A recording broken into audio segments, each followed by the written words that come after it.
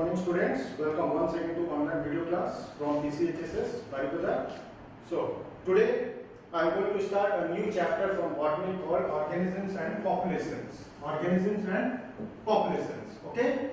So in organisms and populations, it's a very important chapter, and from organism and population, so the main important points today I am going to discuss. First, what is habitat?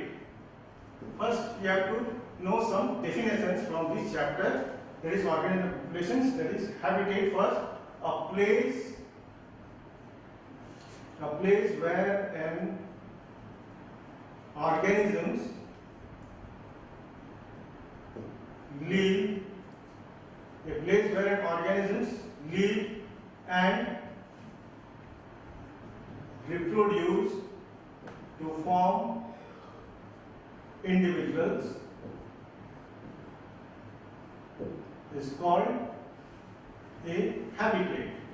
This is the definition of a habitat. Now, what is ecology?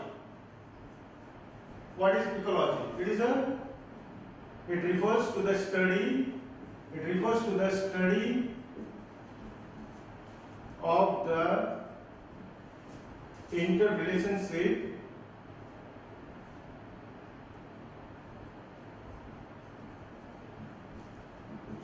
with plants, with organisms including plants, animals, microorganisms, with organisms, plants, animals, microorganisms. Okay, it refers to the study of the interrelationship with organisms, plants, animals, with the physicals and biologicals, with the physical and biological contributions of the environment, contributions to the environment. Okay? Now, ecology. So, who coined the term ecology? Ernst Haeckel. Ernst Haeckel coined the term ecology in 1869. Where? In 1869. Okay? So, ecology comprising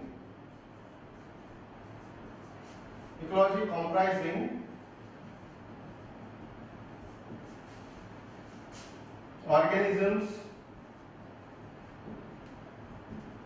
populations, communities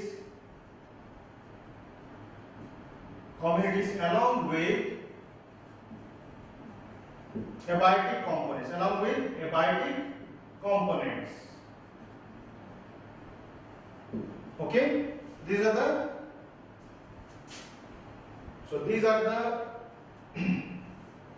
things which are comprising what? No, ecology. Now, ecology was coined by Ernst Haeckel in 1869. So, what is hierarchy? From the terms of the ecology, you have to learn what is hierarchy. As we know, all the living organisms are made up from some non-living substances. As the cell, as we know, the cell is the structural functional unit of life. It is what? It is in the form of life. It is having what? Life. But before forming of life, it has some components which are of what? Non-living substances. Okay. Now, hierarchy. What is hierarchy? Hierarchy of level of organizations.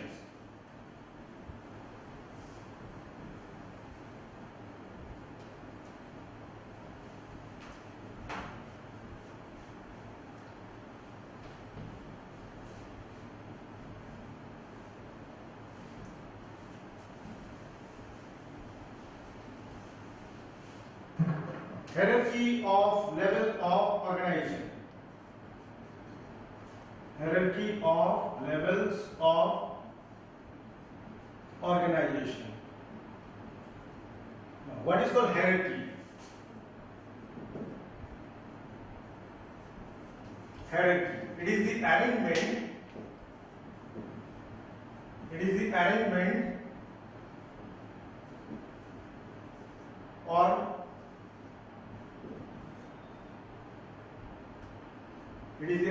or the grade of an individual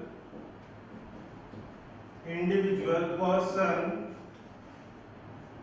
or things from ascending order, from ascending to descending order sequence from the living components, and vice versa. Okay. So here it is the arrangement or the grade of an individual's, persons or thing from ascending to descending order sequence from the living components and vice versa. As we know, living things are made up of what? Non-living substances. Now how the arrangement is forming? Now I am showing you.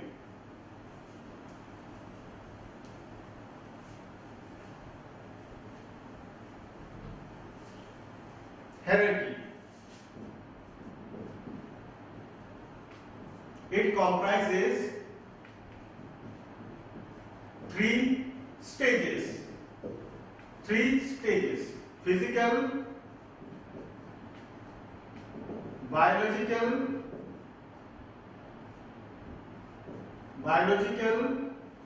and ecological hierarchy.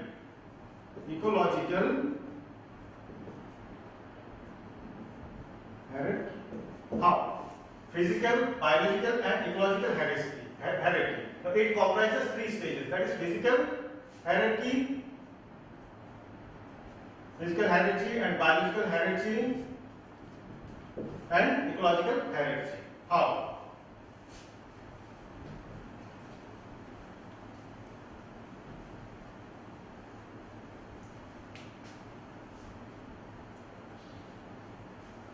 Look at here. The sketch I am showing you how it is forming. First, protons, electrons,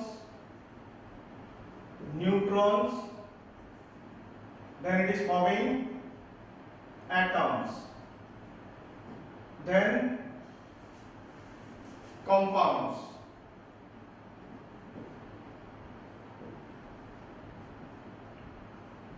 organelles, compounds. Okay, these are refers to what? No, physical hierarchy. This is what a physical hierarchy. Next, after that physical hierarchy, then after the biological hierarchy, as the organelles compounds are formed, then after the formation of organelles, what it is forming? Cell. Then after the tissue, organ system.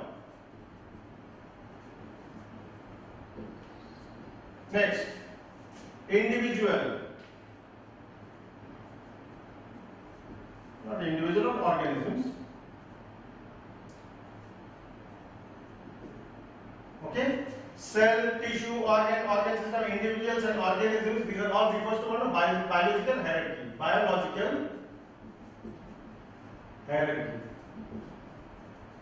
Okay.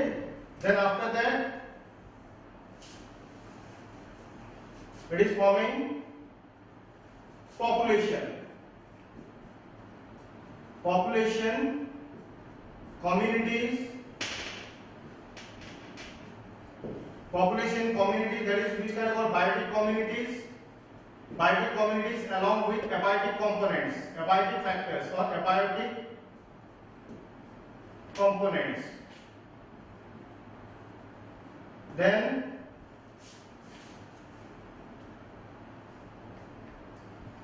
ecosystem.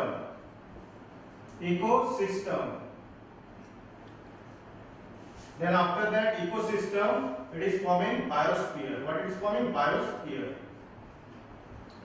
Okay. So this is physical hierarchy, biological hierarchy, and these are the cellular organization. Okay. Now, biological hierarchy, and these are what the ecological hierarchy. What constituting ecological hierarchy? Populations, community, abiotic components. Okay, populations, community with abiotic components along with ecosystem. Then after that, biosphere. Okay. So these are what the physical hierarchy, biological hierarchy, and these are ecological hierarchy. Now, from bottom to top, the hierarchy decreases from bottom to top. It is what decreasing.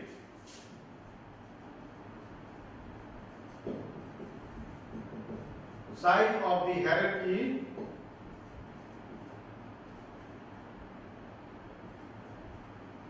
decreases from bottom to top, and from top to bottom it is increasing. Top to bottom it is increasing. Top to bottom increasing.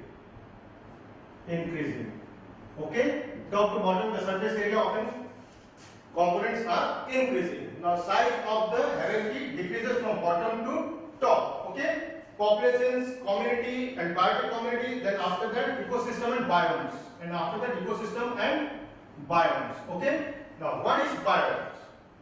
Here I am showing you the biomes. These are the biomes. Okay.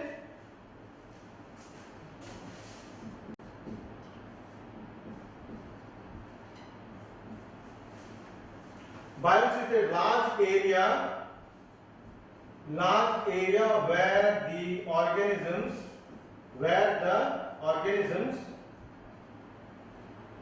are existing. Okay. Large area where the organisms are existing. That is what the biomes. Now biomes are composed of many kinds of regions. That is Arctic and alpine tundra, coniferous forest, temperate forest, tropical forest, grassland, and desert. Now, the Arctic and alpine tundra. How you will check whether the alpine tundra and Arctic tundra are in which particular conditions the living organisms are existing in this particular area, Arctic and alpine tundra. Look at here nicely. So look at here properly. What I have given here, Arctic and alpine tundra. So in alpine and Arctic tundra, it is an area where the temperature varies from -10 to 10 degrees Celsius. Arctic and alpine tundra temperature varies from -10 to 10 degrees Celsius. -10 to 10 degrees Celsius, and the mean annual precipitation, that is what the mean annual rainfall at Arctic and alpine tundra is what? 100 centimeter. What is mean annual precipitation at Arctic and alpine tundra is near about 100 centimeter, and the temperature varies from -10 to 10 degrees Celsius. -10 to 10 degrees Celsius. It is basically found in which area? Arctic and alpine tundra. It is found in Greenland. Where it is? Greenland. In this country, the temperature varies from -10 to 10 degrees Celsius, and the mean annual rainfall is varying from what? From 0 to 100 centimeter. This is what Arctic and alpine tundra. Okay, in India it is in India or in the Asia, it is in Himalayan region. Where it is? Himalayan region. Okay, in Asia it is in Himalayan region, and in American country and in American region, and in the north and in the northern poles, it is what? Greenland. Having a range of -10 to 10 degrees Celsius, and the annual range and the annual precipitation is 10 to 100 centimeter or 0 to 100 centimeter. Okay, this is the Arctic and alpine tundra. Next is desert. The temperature at the desert varies from 2 degrees Celsius to 25 degrees Celsius. This is the average temperature. This is the average temperature at which region? At desert. Okay. So sometime now you will be asking why the temperature at the desert is 22 degrees Celsius. As we have seen in the desert area, the temperature gets soared up to 45 to 46 degrees Celsius mostly in Asia, and somewhat in Africa it also goes to the above of 50 degrees Celsius, like in the Asia. Why? Because this is the mean temperature. This is the mean temperature, which it has been calculated to be a mean temperature. In some part of the country, in a desert area, the temperature goes up to 5 to 10 degrees Celsius, but in some countries the temperature also soared up to 45 to 50 degrees Celsius. By calculating from the highest and the lowest, you have to find out the mean, and the mean of that temperature is to be what? No, 25 degree or below 25 degrees Celsius. Clear? This is the desert region, and in desert region the mean annual rainfall in desert region, the mean annual rainfall precipitation is below 50 centimeter. Remember, below 50 centimeter. As I was showing in the diagram, that for the desert region, that the mean rainfall is what? Below 50 centimeter, and the temperature varies from 2 to 25 degrees Celsius. Okay. Next, this is the desert. Now in grassland, the temperature varies from 3 degrees Celsius to 25 degrees Celsius, and the average or the mean annual precipitation is 100 centimeter. Okay. This is what the grassland, which it is very much conducive for the growing of plants. Which means the temperature, like the temperature is what? Temperature is getting what? 5 degrees Celsius to below 5 degrees, that is 3 degrees Celsius to near about 25 degrees Celsius, and the mean annual rainfall is near about 100 centimeter, and which is very conducive for the growing of what? No, plants. So that's why it is grassland. Next is temperate forest. Not temperate, now coniferous forest. And in coniferous forest, the mean annual precipitation begins from 40 centimeter to it is going up to what? Near about 300 centimeter. So the rainfall is abundant in this particular area where in coniferous forest, and the temperature varies from 1 degree Celsius to near about 20 degrees Celsius, which it is basically found in which country? China, Japan, okay, and USA. In this particular country, the temperature varies from 1 degree to 20 degrees Celsius. This is the mean temperature, and the annual rainfall is 200 to 250 centimeter. Okay, which is very conducive for the growing of conifers, which is important for the growing of conifer. Okay, and it is basically found in which country? China, Japan, USA. Okay, next, temperate forest. Now, temperate forest, the temperature it varies from 6 degrees Celsius to 24 degrees Celsius, and the mean rainfall and the mean annual precipitation varies from 50 degrees Celsius to 250 degrees Celsius. Remember it, below 250 degrees Celsius, not 250, near about 240 to 250 degrees Celsius. That is what a temperate forest. But in case of tropical rainforest, the temperature varies from 15 to 25 degrees Celsius, and the mean annual precipitation is from 150 to near about 400 centimeter. And this particular area, tropical forest, which it is found in the equatorial regions like Africa, India. Okay, in this particular region, tropical rainforests are seen. In India, in which area does this tropical rainforest are seen? It is basically seen in the 7 states. It is basically seen in the 7 states. That 7 states are like Meghalaya, Sikkim, Nagaland. Okay. Next, so this is the biomes. Biomes is one large area where the organisms are existing. Clear? Next.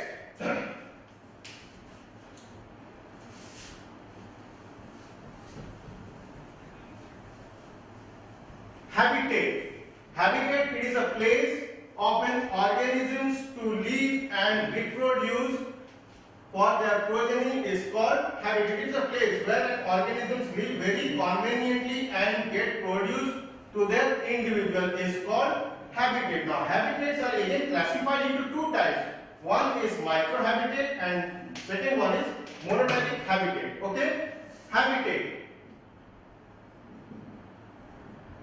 Habitat.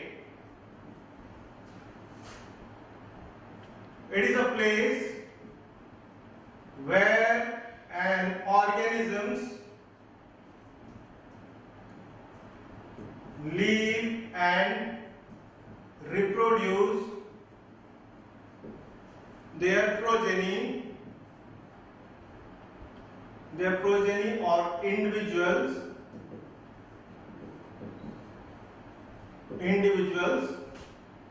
is called habitat. Habitat micro. So habitat are classified into two types. One is microhabitat, another one is monotypic habitat. Monotypic habitat. Okay, microhabitat and monotypic habitat. Now, microhabitat. What happens in the microhabitat? So, microhabitat. Suppose I am giving you a microhabitat as an example. Suppose in pond microhabitat. What is the area in a pond for the animals to live as a habitat, to live in a habitat conditions? That is what no? Surface water and swampy area, surface water and muddy bottom. Surface water and muddy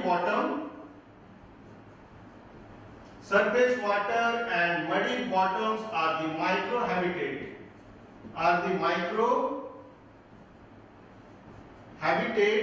Of pond microhabitat. Okay. Number 2, desert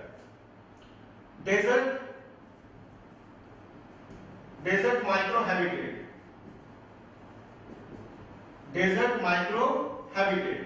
desert microhabitat, what happens in desert microhabitat? Desert microhabitat is going to burrow and holes along with sand dunes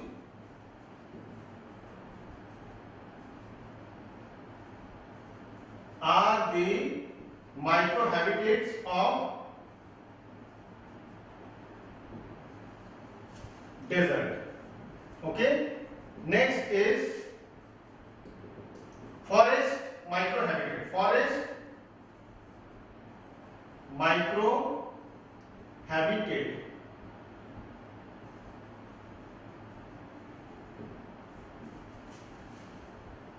Canopy of tree. What is called canopy of tree? Canopy of tree means all the trees when it gets accumulates at the surface and the upper parts of the trees, and the upper parts of the trees which it gets embedded with each other, and it merely helps to absorb the sunlight, and the sunlight gets reached to the surface of the earth, and it merely gets surface to the earth. What? The sunlight. So this is called what? No? Canopy of tree. Canopy of tree is one. Suppose this is a tree. Okay, here is also a tree. All the trees are accumulating each other's, and the crowns of the trees are accumulating with each other, and so as for a result of that, the very near and the very scanty sunlight helps to reach to the bottom of the reach to the surface of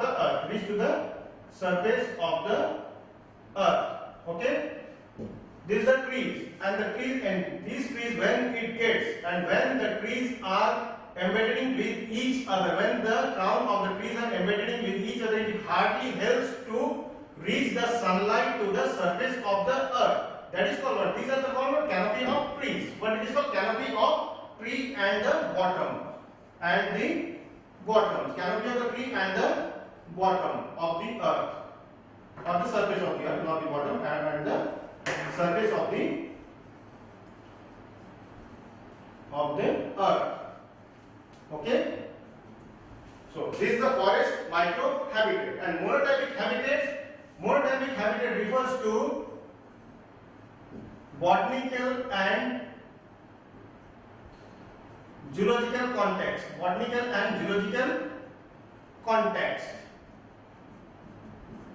This is monotypic habitat.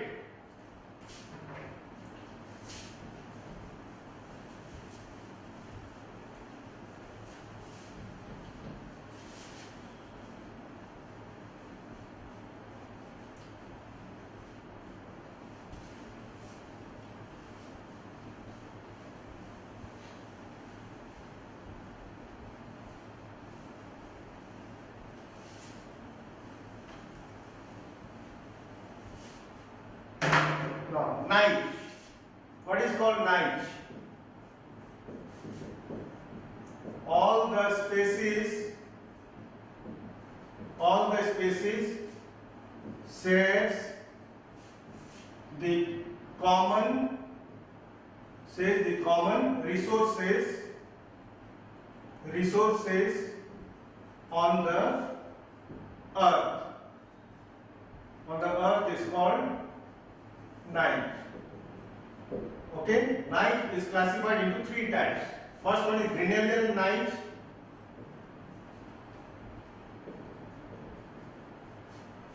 Odom night. Next is Hutchinsonian night.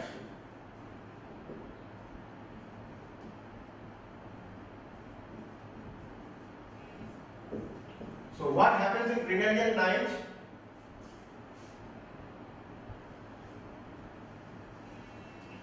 In Grinnellian night, species grows abundantly. All the species grows abundantly and shares the common resources without affecting each other.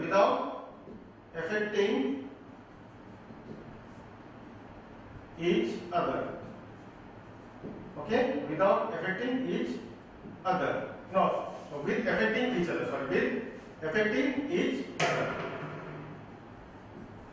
With affecting each other. Okay, this is what the Grinnellian night. Odom night.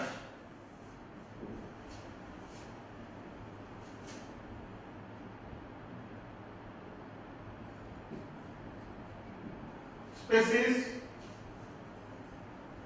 belongs to the same family,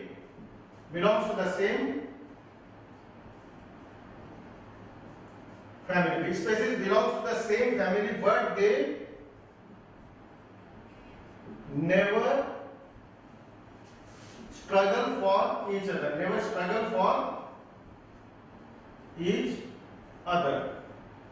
Okay, species is the important. Which one? Odom night. Species belongs to the same family, but they never struggle for each other. Example: Belastoma and Corixa. Belastoma and Corixa. Giant water bug and this one is water boatman. These are the insects which are found in a shallow water. They both are existing in a shallow water. Belastoma and Corixa, that is giant water bug and water boatman. They exist in the shallow water where this giant water bug feeds on insects, fish. Okay, giant water bug feeds on insects and fish. But Corixa is also belongs to an arthropoda, but it doesn't get struggled with each other as they belongs to what? The same phylum, that is Belastoma and Corixa. Both are insects, but they never struggle for each other. Because why? Because their mode of feeding is different and the mode of the nutrition is different. Belastoma, it feeds on what? No? Insects and fish, but in case of Corixa, the water boatman, it is a scavenger. It is a what? A scavenger. It depends on what? It is a scavenger. It depends on dead decaying matter. Okay. Though both are insects, but they never quarrel with each other because Belastoma is a giant water bug having a different mode of feeding. That is what insects, they eat water. They feeds on insects and fish. But in case of Corixa, the water boatman, it feeds on dead decaying matter. Clear? Next, environmental factor.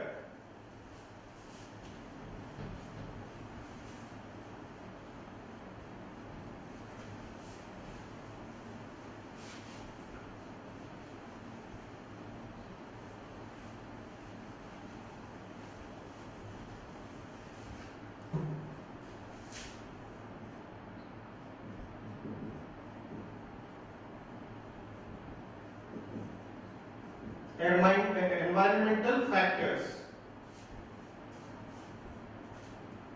Environmental factors are necessary for the organisms. Okay? Environmental factors are necessary for the organisms. What are the components of environmental factors? That is what are climatic factors.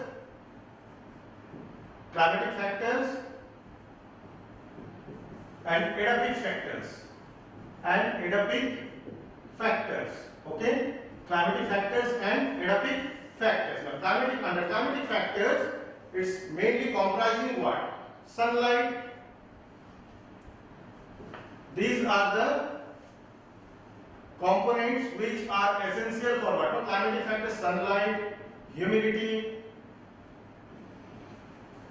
temperature,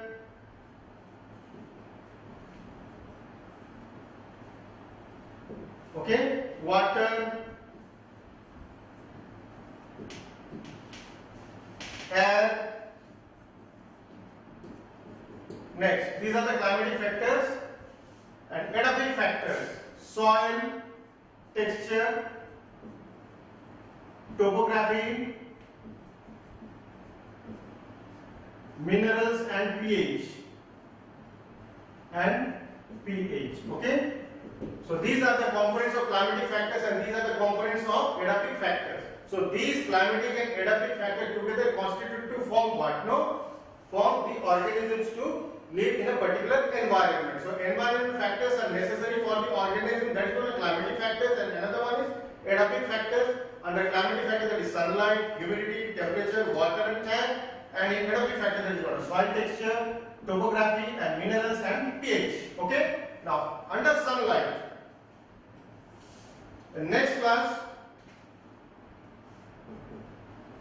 I will explain about the sunlight and what happens in the sunlight and what are the components of sunlight which is essential for photosynthesis and for the plants to grow inside in the aquatic conditions. Okay. In the next topic, I am going to explain about the sunlight, humidity, temperature, water and air. That is what the climatic factors which are included under climatic factor, and adaptive factors under adaptive factor, that is soil texture, topography, minerals and pH. Okay. Now, till then it's over.